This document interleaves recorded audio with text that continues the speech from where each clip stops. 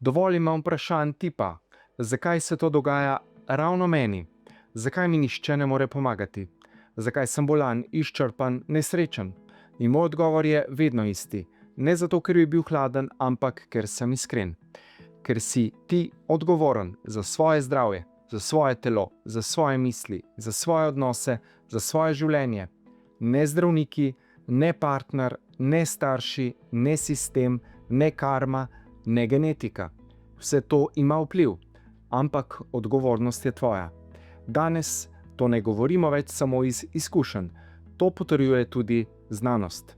Epigenetika jasno kaže, da geni niso tvoja usoda.